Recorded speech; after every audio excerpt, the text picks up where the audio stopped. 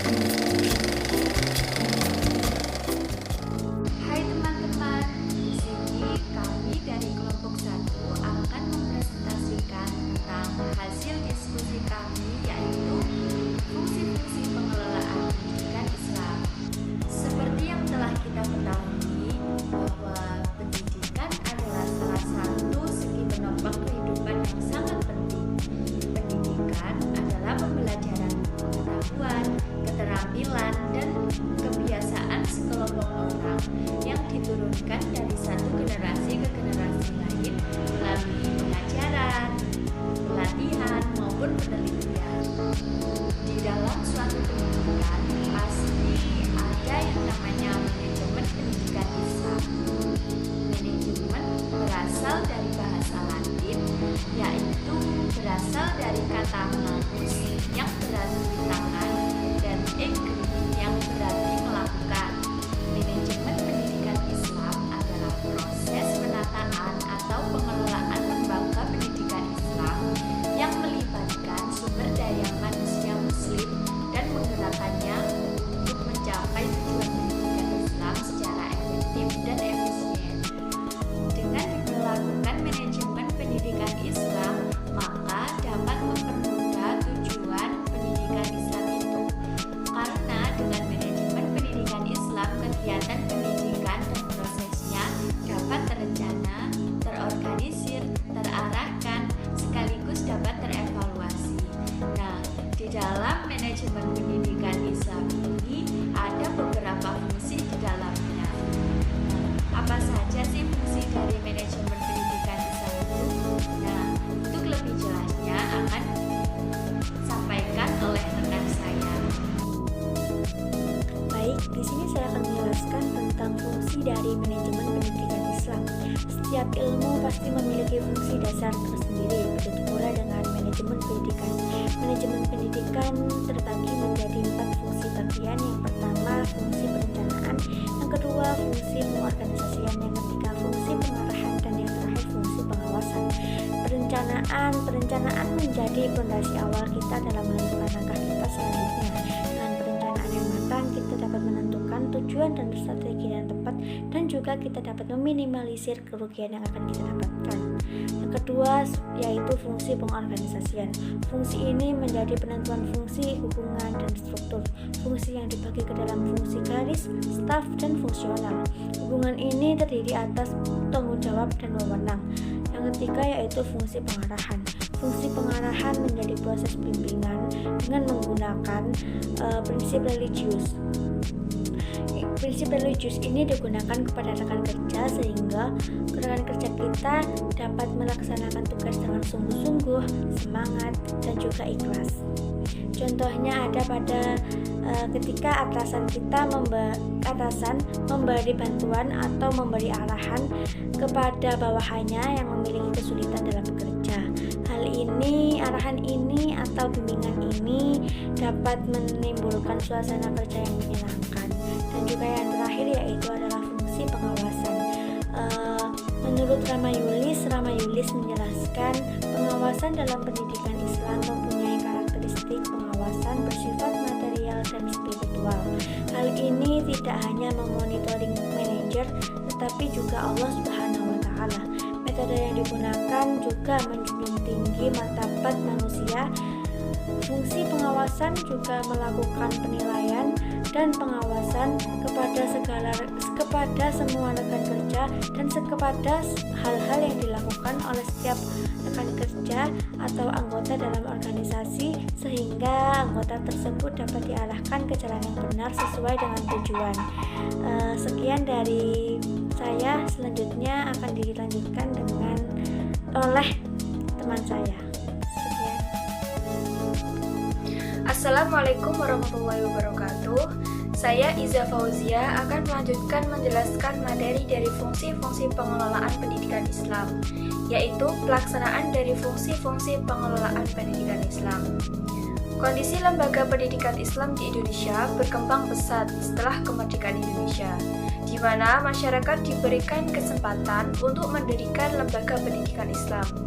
Di samping itu, pemerintah juga mendirikan lembaga pendidikan Islam dengan berstatuskan negeri, dan masyarakat berstatuskan swasta. Lembaga pendidikan Islam ini ada beberapa jenjang, dari RA, MI, MTS, MA. Biasanya kita sebut dengan madrasah. Dalam manajemen, fungsi-fungsi pengelolaan harus dikerjakan oleh seorang pemimpin. Dalam suatu organisasi, menurut Henry Fayol dalam bukunya yang berjudul General and Industrial Management adalah perencanaan, pengorganisasian, perintah, dan pengawasan.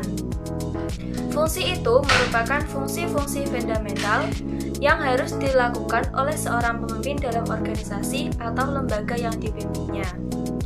Fungsi perencanaan mencakup upaya merumuskan tujuan organisasi, strategi pelaksanaan untuk mencapai tujuan tersebut, dan menyusun tahapan-tahapan program. Fungsi pengorganisasian adalah menyusun tugas-tugas yang harus diselesaikan oleh pengemban tugas. Siapa yang ditugaskan untuk mengerjakan pekerjaan itu, bagaimana mengelompokkan tugas-tugas itu, kepada siapa petugas atau pelaksana harus bertanggung jawab atau melaporkan, dan di mana letak dari simpul-simpul organisasi yang berwenang untuk membuat keputusan, serta fungsi menggerakkan sering disebut pula dengan fungsi kepemimpinan. Organisasi terdiri dari orang-orang di mana mereka melakukan pekerjaan untuk kepentingan memimpin dalam upaya mencapai tujuan yang telah ditetapkan. Mereka harus diarahkan dan dikoordinasikan dalam melaksanakan pekerjaannya. Fungsi ini terdiri dari memberikan motivasi, menggerakkan setiap kegiatan, memilih dan menggunakan ketidaksesuaian antara petugas atau pelaksana agar tidak terjadi konflik di dalamnya. Setelah tujuan organisasi dirumuskan, rencana disusun, struktur organisasi ditetapkan dan orang-orang direkrut. Kemudian, pemimpin harus melaksanakan fungsi pengawasan yang pada intinya terdiri dari kegiatan memonitor, membandingkan antara apa yang terjadi dan dalam perencanaan kemudian meluruskan kembali sehingga sesuai dengan apa yang telah direncanakan sebelumnya. Sukses tidaknya sebuah lembaga pendidikan Islam sangat dipengaruhi oleh kualitas rencana atau planning. Para personil lembaga pendidikan ataupun kepala madrasah, para wakil, guru, dan pegawai harus memahami kemana, untuk apa, dan langkah apa saja yang harus dilakukan untuk mencapai tujuan lembaga pendidikan. Perencanaan atau planning merupakan bagian dari alur proses manajemen dalam menentukan pergerakan lembaga pendidikan dari posisi saat ini menuju posisi yang diinginkan di masa depan.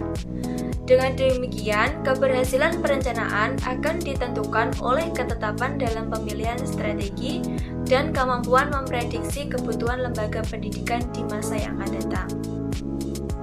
Setelah ini, pelaksanaan kepemimpinan pengelolaan pendidikan Islam akan dijelaskan oleh Saudari Nikmahyuhan. Sekian dari saya. Terima kasih. Dari uraian fungsi-fungsi pendidikan Islam yang telah dijelaskan, manajemen pendidikan Islam harus mempunyai seorang pemimpin di dalamnya. Kepemimpinan pendidikan pada madrasah sebagai jembatan untuk mencapai tujuan pendidikan yang telah ditetapkan berupa pemberian pembinaan pada madrasah. Kepemimpinan pembinaan pendidikan pada madrasah terdiri dari eksternal dan internal. Sistem organisasi madrasah itu sendiri dilihat dari kelompok manajemen.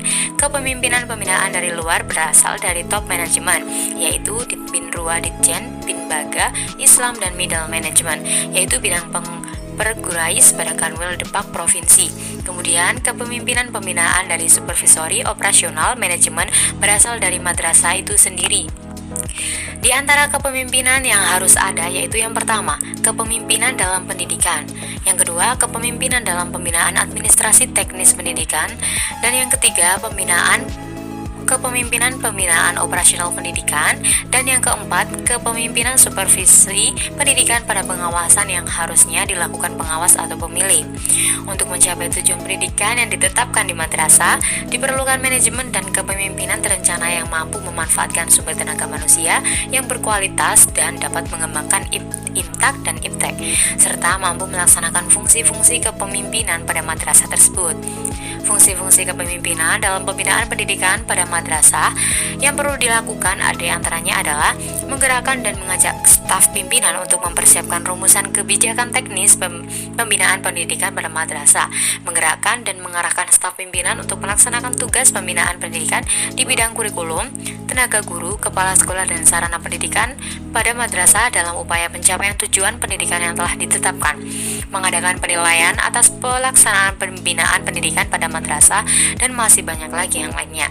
Selanjutnya, kepemimpinan dalam pembinaan administrasi teknis pendidikan pada MI, Madrasah Tsanawiyah, dan Madrasah Aliyah yang seharusnya dilakukan bidang pengurus Kanwil Depak Provinsi Pengorganisasian Pembinaan Pendidikan pada madrasah yang dilakukan bidang pengurus sejalan dengan yang dilakukan pengawas dan kepala madrasah dengan menekankan pada administrasi teknis pendidikan, yaitu diantaranya menerjemahkan kebijakan administrasi teknis pembinaan pendidikan pada madrasah secara efektif, memprogramkan pembinaan administrasi teknis pendidikan pada madrasah, menggerakkan dan mengarahkan staf pimpinan untuk melaksanakan pembinaan administrasi teknis pendidikan di bidang kurikulum, tenaga guru, kepala sekolah, dan sarana pendidikan pada madrasah dalam pencapaian tujuan yang telah ditetapkan, dan lain sebagainya.